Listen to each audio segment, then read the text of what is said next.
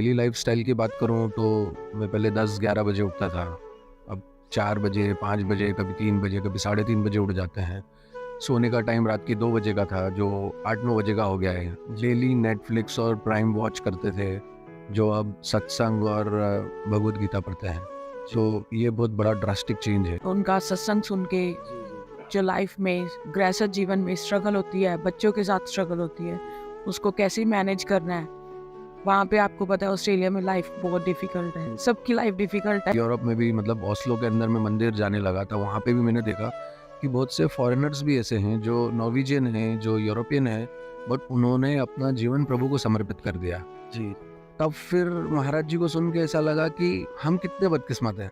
India में जन्म लिया, देवभूमि पे जन्म लिया, और हम सिर्फ वहाँ पैसा कमाने गए हैं, लेकिन हमने प्रभु को छोड़ दिया, हमारे संस्कारों को छोड़ दिया, हमारा सब कुछ छोड़ दिया। और वो लोग उसमें पूरी तरीके से रम गए, उन्होंने अपना पूरा जीवन दे दिया। वो सिर्फ जॉब कर रहे हैं, और जॉब के अलावा कुछ भी कर रहे हैं तो सिर्फ प्रभु के लिए कर रहे हैं। वो सारी चीज़ें बहुत प्रभावित करने वाली थी। हमारे मन में जो प्रश्न आते हैं वो हमारे सामने उनके उत्तर आ जाते हैं जब एकांतिक वार्तालाप देखते हैं। कई बार ऐसा होता है कि हम सोचते हैं कि ऐसा हुआ तो क्या होगा, या क्यों होता है, और उसके जवाब हमको मिल जाते हैं। इसलिए एकांतिक वार्तालाप, हमको बिना एकांतिक वार्तालाप में जाए हमारे प्रश्नों के उत्तर मिल जाते हैं। तो मेरे में मन में थी कि जब भी मैं इंडिया आऊँ और मैं उनके दर्शन करूँ, हमारा जन्म सफल हो जाएगा। मुझे ऐसे लगता है कि महाराज जी के अंदर सारे तीर्थ हैं। उनकी वजह से लाइफ में बहुत सारे चेंजेस आए हैं, जैसे कि हमारा रूटीन चेंज हुआ है, हमारा खान पान चेंज हुआ है, हमारे थिंकिंग प्रोसेस चेंज हुई है। ऐसा लगता है कि जादू है उनकी बातों में, क्योंकि हर बात को ऐसा लगता है कि फॉलो करने की इच्छा होती है। मतलब ऐसा लगता है कि सिर्फ वो जो बोल रहे हैं ना वही करें। अब तो वे प्राण भी निकल जाना तो भी खुश।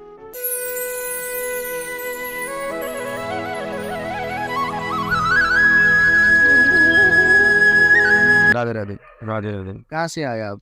Australia, Brisbane. Norway, Oslo, Europe. Europe. क्या करते हैं आप वहाँ पर? मेरा सेल्स का काम है, सेल्समैन हूँ। जी। तो कब से महाराज जी का सत्संग सुन रहे हैं आप? 1.5 साल से। 1.5 साल हो गया सुनते हुए। तो लाइफ में कुछ चेंजेस आया जब से स्टार्ट किया है महाराज जी का सत्संग सुनना? एक मुझे बहुत आए हैं। पहले गुस्सा बहुत आता था, अभी गुस्सा नहीं आता। फैमिली के साथ चिड़चिड़ होती थी, अभी वो नहीं होती। जब गुस्सा आता है ऐसा लगता है वही सब में भगवान ही है, तो गुस्सा शांत है। जैसा भी काम है शांति से करता हूँ। अभी भी बहुत बार गिरता हूँ, नीचे बहुत बार गिरता हूँ, जब भी गिरता हूँ फिर भी ट्राई करता हूँ, ऊपर आता हूँ। ये मेरी वाइफ है, इसे पूछो पहले मेरे कितना गुस्सा था, कैसे बोलता था, क्या करता था। मुझे तो ऐसा लगता है मेरे भगवान ही सामने है। छोटी छोटी बातों पे गुस्सा आना, हर बंदे के दिमाग में होता है कि हाँ ये भी आ जाए, ये भी आ जाए, ये भी आ जाए। अभी ऐसा लगता है जो भी है यही है, इसी में मेरा भगवान है। ये दो बच्चे हैं मेरे, दोनों में मेरा भगवान है। माँ बाप में मेरा भगवान है। काम नहीं, हर बार गुस्से में रहता था, कोई काम नहीं होता था तो गुस्से में आता था, दूसरों को वो ब्लेम करता था। रात दिन कि ये देखना मेरी क्या गलती थी, मेरा जो पीछे करके आए हैं वही सबके सामने आ रहा है। दिखता नहीं था, जब दिखता नहीं था तो गुस्से में रहता था। अभी वो गुस्सा शांत है। अभी भी बहुत गलत करता हूँ, पर जब गलत करता हूँ तो फिर से फेल होता हूँ, फिर पास ट्राई करता हूँ। तो महाराज जी की किन बातों ने आपको इतना परिवर्तन कर दिया? बहुत देर पहले मैंने एक उनका सुना था कि लाखों का मेला जुड़ा, हंसा जब भी उड़ा अकेला उड़ा। वो जब से सुना है तब से बात मेरी लाइफ चेंज हो गई। जी। आप भी महाराज जी के सत्संग सुनते हैं? मैं भी 2 साल से सत्संग सुन रही हूँ महाराज जी का। और उनका सत्संग सुन के जो लाइफ में गृहस्थ जीवन में स्ट्रगल होती है, बच्चों के साथ स्ट्रगल होती है, उसको कैसे मैनेज करना है, उसको लाइफ को कैसे मैनेज करना है। वहाँ पे आपको पता है ऑस्ट्रेलिया में लाइफ बहुत डिफिकल्ट है, सबकी लाइफ डिफिकल्ट है, किसी की लाइफ डिफिकल्ट, सब किसी की भी लाइफ सौखी नहीं है। जी। तो जैसे महाराज जी का मैंने सुना कि उनकी किडनीज नहीं है, तो उनकी वजह से आज इतनी दुनिया सही मार्ग पे जा रहे हैं। तो इन चीज़ों से मुझे बहुत प्रभावित हुई मैं। और जब मुझे भी गुस्सा आता है, जैसे लाइफ में इम्बैलेंस होता है, तो मैं इनका प्रवचन सुनती हूँ, तो समाधान उन्हीं से होता है। तो मेरे में मन में थी कि जब भी मैं इंडिया आऊँ और मैं उनके दर्शन करूँ और आगे भी सुनती रहूँ और प्रेरणा मिलती रहे और हमारा जीवन सफल हो जाए ऐसे ही। तो स्टार्टिंग में आप लोग कैसे महाराज जी से जुड़े? ये मेरे एक ब्रदर हैं, उन्होंने सुनना शुरू किया था। वो भी ऑस्ट्रेलिया में ही हैं और वो 2 बार मिलके भी गए हैं। और फिर उन्होंने 1-2 बार सुनाया तो मुझे अच्छा लगा। मैं किसी गुरु में बिलीव नहीं करती हूँ, मैं भगवान में बिलीव करती हूँ। बट अभी लगता है, इनको सुन के लगता है कि हर बाबा जी ढोंगी नहीं है, और इनसे मुझे बहुत प्रभावित हुई हूँ। क्यों? क्योंकि अभी कल भी मैं आई थी, मैंने पूछा था इनसे दक्षिणा में या पूजा में या सेवा में मैं क्या लेके आ सकती हूँ? तो उन्होंने बोला कुछ भी नहीं लेके आना, क्योंकि मेरे नॉन में है, उन्होंने सब किसी ने हर किसी का नाम लिया हुआ है। आज तक मेरे पिताजी ने मुझे कभी नाम नहीं दिलवाया। क्यों? क्योंकि पता वो कहते थे ससुराल में पता नहीं कैसा होगा। तो और मुझे मन से होता था कि मेरे लिए भगवान शंकर, जैसे महाराज जी का था भगवान शंकर जी के साथ, वैसा ही है। और अभी जब से शादी हुई है तो मैंने भागवत पढ़नी शुरू की है, भगवान की कृपा से भगवान ने पढ़वाई है। जैसे महाराज जी बोलते हैं, हम नहीं कुछ करते, भगवान करवाता है, और हम हर हर जीव में हमें भगवान को ही देखना चाहिए। और उन चीज़ों से प्रभावित हुई हूँ, तो मेरे मन में था कि महाराज जी के एक दर्शन मिल जाएं तो मेरा जीवन धन्य हो जाएगा। तो महाराज जी की क्या बातें सबसे अच्छी लगी जिसकी वजह से आपको लगा कि महाराज जी के सत्संग सुनने से जीवन में काफ़ी बदलाव आ सकता है, काफ़ी चेंज आ सकता है, और उसके बाद आपने रेगुलरली महाराज जी का सत्संग सुनना स्टार्ट किया? पहली बात तो देखो, वो इतना अच्छा कर्म कर रहे हैं, इतना लोगों को सही लाइन में लेके आ रहे हैं, और उनकी वजह से मुझे लग रहा है आज लोग नाम भी बढ़ रहा है, भगवान की तरफ लोग जा रहे हैं। नहीं तो लोग मोह माया अहंकार इन चीज़ों में फंसे हुए हैं, 5 चीज़ों में। और जब भगवान का नाम सुनता है, कोई सत्संग सुनता है, उससे हम मोह माया से दूर जाते हैं, हम इन चीज़ों से, और हमें लगता है नहीं, भगवान का नाम ही है जो हमें पूर्ण कर सकता है और हमें मुक्ति दिला सकता है। हमें नहीं पता मुक्ति मिलनी है कि नहीं मिलनी, ये तो भगवान की जाए। हमारा है कर्म, नाम लेना है, किसी भी भगवान का नाम लो। ये मुझे महाराज जी की ये बात अच्छी लगी कि किसी का भी नाम लो, ये नहीं है कि उन्होंने बोला है कि राधा राधा बोलना है वो लो, ओम नमः शिवाय बोलना है वो बोलो, राधा वल्लभ श्री हरिवंश बोलना है वो बोलो। तो ये चीजें हैं कि उन्होंने किसी को बांधा नहीं है, फ्रीडम है, भगवान फ्री होते हैं। तो मुझे इन चीजों से बहुत प्रभावित हुई हूँ। आप कब से महाराज जी के सत्संग सुन रहे हैं? जी मैं 9-10 महीने से सुन रहा हूँ, अराउंड 10 मंथ से। तो लाइफ में कुछ चेंजेस आए जब से स्टार्ट किया महाराज जी के सत्संग सुनना? ऑलमोस्ट पूरी चेंज हो गई है, जो डेली रूटीन है वो ऑलमोस्ट पूरा चेंज हो गया है, लाइफस्टाइल पूरी चेंज हो गई है। डेली लाइफस्टाइल की बात करूँ तो मैं पहले 10-11 बजे उठता था, अब 4 बजे, 5 बजे, कभी 3 बजे, कभी 3:30 बजे उठ जाते हैं। सोने का टाइम रात के 2 बजे का था, जो 8-9 बजे का हो गया है। डेली नेटफ्लिक्स और प्राइम वॉच करते थे, जो अब सत्संग और भगवत गीता पढ़ते हैं। तो ये बहुत बड़ा ड्रास्टिक चेंज है, और जो मैं देख रहा हूँ कि बहुत ज़्यादा यंगस्टर्स में चेंज आ रहा है, जो सबसे ज़्यादा प्रभावित करता है।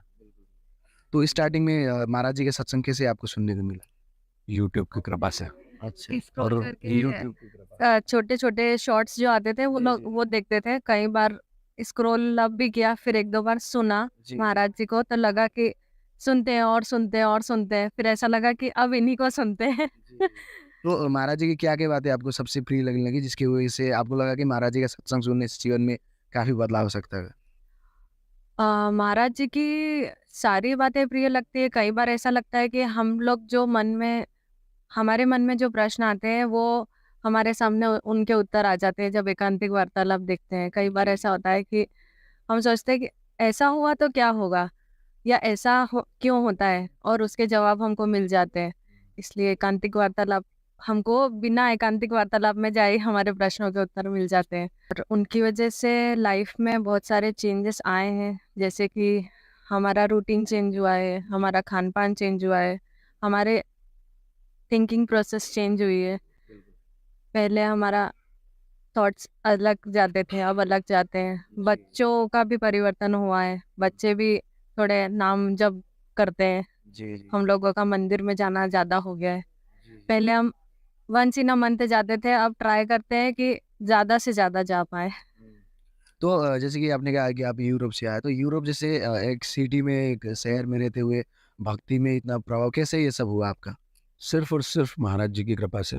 और उसके बाद जब फिर मैं मतलब यूरोप में भी, मतलब ओस्लो के अंदर में मंदिर जाने लगा था, वहाँ पे भी मैंने देखा कि बहुत से फॉरेनर्स भी ऐसे हैं जो नॉर्वेजियन हैं, जो यूरोपियन हैं, बट उन्होंने अपना जीवन प्रभु को समर्पित कर दिया। जी। तब फिर महाराज जी को सुन के ऐसा लगा कि हम कितने बदकिस्मत हैं कि हमने ब्राह्मण कुल में जन्म लिया, इंडिया में जन्म लिया, देवभूमि पे जन्म लिया, और हम सिर्फ वहाँ पैसा कमाने गए हैं। लेकिन हमने प्रभु को छोड़ दिया, हमारे संस्कारों को छोड़ दिया, हमारा सब कुछ छोड़ दिया, और वो लोग उसमें पूरी तरीके से रम गए। उन्होंने अपना पूरा जीवन दे दिया। वो सिर्फ जॉब कर रहे हैं, और जॉब के अलावा कुछ भी कर रहे हैं तो सिर्फ प्रभु के लिए कर रहे हैं। तो वो सारी चीज़ें बहुत प्रभावित करने वाली थी। और उसके अलावा जो मतलब जो प्रभु हैं, मतलब मैं तो महाराज जी नहीं बोलूँगा, प्रभु बोलूँगा, क्योंकि उनकी वजह से पूरी लाइफ चेंज हो गई है। तो जैसे कि अभी फर्स्ट टाइम यहाँ पे आ रहा है, कैसा लग रहा है? बहुत अच्छा लग रहा है। कल मैंने रात को 2 बजे जब दर्शन किए, तो दर्शन करके एक अलग ही अनुभूति हो रही थी। और फिर बस ये लग रहा था कब मैं सत्संग में जा पाऊँ, कब मैं एकांतिक में जा पाऊँ, कब मैं कीर्तन में जा पाऊँ। तो मैं ट्राई यही कर रहा था, और अभी 4-5 दिन का स्टे किया है, और डेली का यही ट्राई है कि डेली में सत्संग या फिर एकांतिक या फिर कीर्तन में पार्टिसिपेट कर पाऊँ। ऐसा लगता है कि जादू है उनकी बातों में, क्योंकि हर बात को ऐसा लगता है कि फॉलो करने की इच्छा होती है। मतलब ऐसा लगता है कि सिर्फ वो जो बोल रहे हैं ना वही करें। कभी कभी हमें भी डिस्प्यूट हो जाते हैं कि यार ये आप एक्सट्रीम कर रहे हो। मतलब वाइफ बोलते कि आप एक्सट्रीम पे जा रहे हो, कि आप सब कुछ ही छोड़ने की बात कर रहे हो। तो फिर तो पता नहीं, मतलब उनको ऐसा लगता है कि उनका वर्ड टू वर्ड फॉलो किया जाए। ऐसा लगता है कि जो प्रभु बताते हैं कि जो बुरे कर्म हैं, जी हम वो बुरे कर्म छोड़ के ट्रैक पे आ रहे हैं। मतलब गाड़ी अब ट्रैक पे आ रही है, जो बहुत ज्यादा हम आउट ट्रैक चल रहे थे। जी जी। ऐसा लग रहा है। जैसे कि आप लोगों ने कहा कि आप लोग ऑस्ट्रेलिया से आए, तो ऑस्ट्रेलिया जैसे एक सिटी में रहकर भक्ति में जीवन ये अपने आप को कैसे मेंटेन करके रखते हैं आप? एज अ फैमिली हम सुबह 4-5 बजे उठ के सब पाठ करते हैं। जी ये भी करते हैं, मैं भी करता हूँ। और हमारे मैक्सिमम जो मैं देखता हूँ वो मैं देखता हूँ फेसबुक के ऊपर।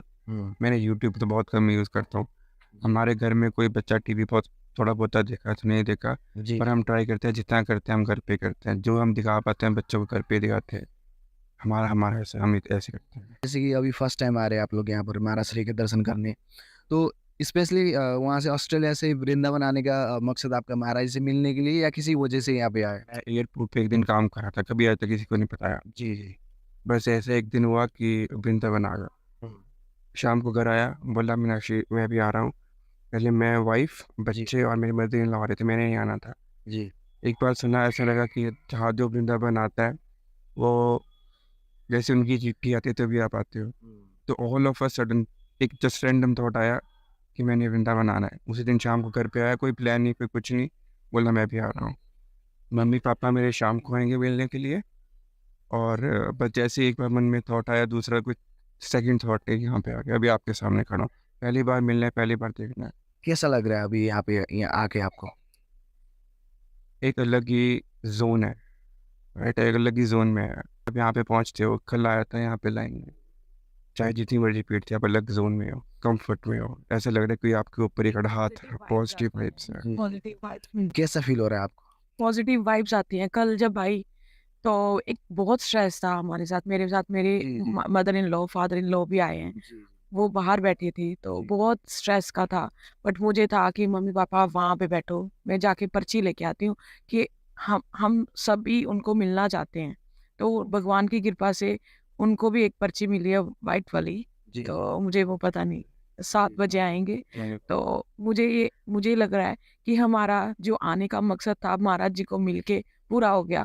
मेरे भाई भी आए हैं तो मैंने बोला आपने जहाँ जाना है जाओ, मुझे महाराज जी के पास जाना है। मेरा मेन मोटिव यहाँ पे आने का है, महाराज जी को मिलने का है। किसी को फॉलो करना, जो कोई सही राह पे चला रहा है जी उसको फॉलो करना और उनके दर्शन करना, इट मीन्स हमारी आने का यात्रा सफल हो जाएगी। ऐसा ये बोलिए, अगर हम वैसे ही करते रहे तो हम भगवान के एक डायरेक्शन में चल रहे हैं। जी जी मैं भी चाहता हूँ, ये भी चाहता है हम वापस लाएं, ये लास्ट हो। जी। तो इसलिए हमें लगता है कि अभी इनको फॉलो करो, जो ये बोल रहे हैं वही करें। हम वापस नहीं आना चाहते इससे, यहाँ पे नहीं, इंडिया में नहीं, यहाँ पे नहीं, जन्म इस जन्म यहाँ नहीं और ये- उनकी ये- बातों को सुन के बहुत अच्छा लगता है कि हमें आगे की डायरेक्शंस मिलती है कि कहाँ कहाँ पे हम गलत हैं, कैसे हमने अपने आप को ठीक करना है, और गृहस्थ जीवन में बच्चों को कैसे हम आगे की पीढ़ी को, नई जनरेशन को कैसे अवेयर करवा सकते हैं। अब जैसे कोई छोटा, मेरी 3 साल की बेटी है और 9 साल का बेटा है, और वो देखती है मम्मा आप पाठ कर रहे हो, वो हमारे साथ भी मंत्र बोलती है। तो मुझे अच्छा लगता है कि कोई बच्चा बोल रहा है, उनको गाइड कर सकते हैं कि this is the right way. Logically हमें रीजन के साथ उनको बताना होता है। जी तो वी नीड अ पेशेंस। जी जी तो वो हमें सत्संग से आते हैं। जी तो अभी कैसा फील हो रहा है? जैसे कि अभी जानते हैं कि महाराज श्री आने वाले हैं, अभी कैसी एक्साइटेड हूँ उनको देखने के लिए, उनके चरणों को प्रणाम करने के लिए, जी कि उनकी दृष्टि मेरे पे पड़े, मेरे पति के ऊपर पड़े, कि हमारा जन्म सफल हो जाएगा। मुझे ऐसे लगता है कि महाराज जी के अंदर सारे तीर्थ हैं, माँ बाप के अंदर तीर्थ पूरे हैं, और गौ माता के अंदर। जिसने इन चीजों का कर लिया, उनको किसी और की चीज की टेंशन नहीं होनी चाहिए। जी तो हाँ, आपको कैसे फील हो रहा है?